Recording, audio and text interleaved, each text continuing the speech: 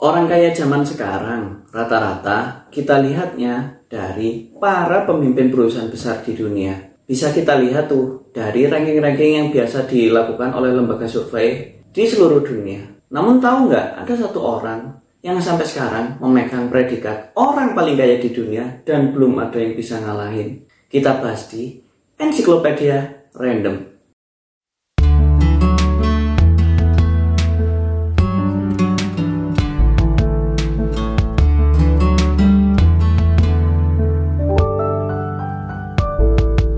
Orang ini terlahir di Afrika, yang kalau kita biasa tahu itu diidentikan dengan yang namanya negara terbelakang, negara miskin, orang-orang nggak berpendidikan. Tapi sampai sekarang orang yang bakalan kita bahas megang status sebagai orang paling kaya di dunia dan belum ada yang bisa ngalahin. Kita kenalan dengan raja yang epik banget dari Afrika, namanya Mansa Musa, atau biasa disebut Musa pertama dari kerajaan Mali. Mansa Musa lahir tahun 1280 di ibu kota kerajaan Mali pada waktu itu.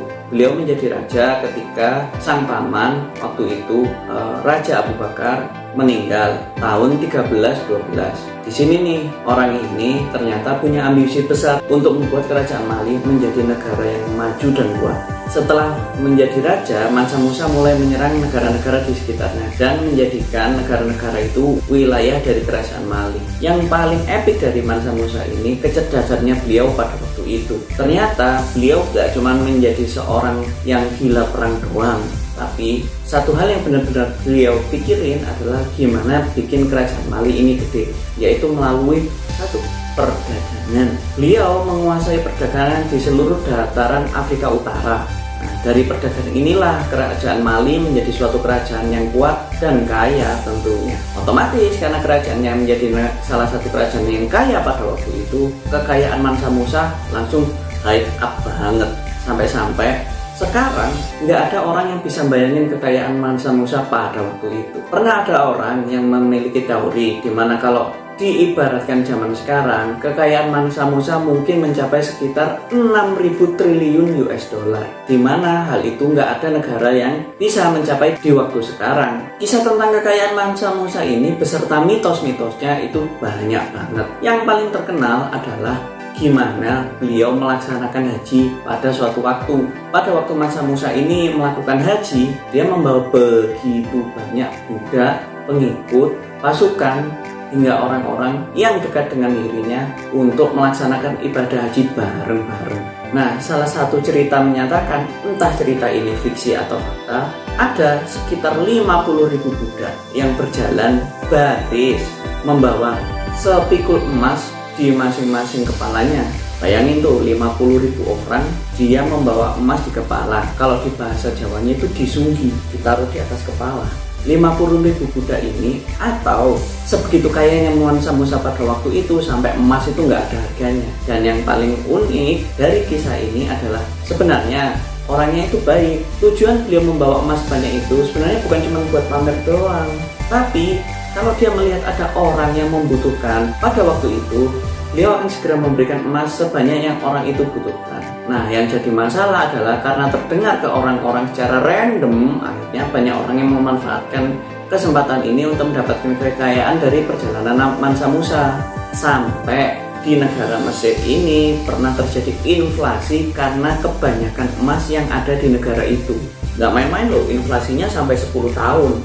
Hal ini karena ketika berada di Mesir, Mansa Musa sebegitu banyaknya emas yang ditaburkan, hingga inflasi yang terjadi itu gila-gilaan, 4 kali lipat dari biasanya.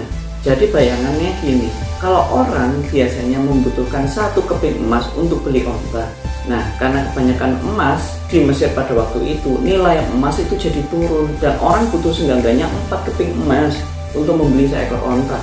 Nah, pada waktu itu Mansa Musa menjadi orang yang paling legend sampai saat ini dari kerajaan Mali. Tapi kalau memang kerajaan Mali sekaya itu, kemana kerajaan Mali sekarang? Ternyata sepeninggal Mansa Musa nggak ada raja-raja yang bisa benar-benar mengontrol keadaan kerajaan Mali seperti Mansa Musa. Dan cenderung raja-raja setelah Mansa Musa itu dianggap tidak se-capable Mansa Musa, hingga akhirnya kerajaan Mali hilang karena diserang oleh negara-negara sekitarnya yang dulu dijajah, diserang oleh negara-negara yang dulunya pernah menjadi wilayah dari negara Mali tersebut, hingga akhirnya kerajaan Mali tidak bisa mempertahankan diri dan musnah.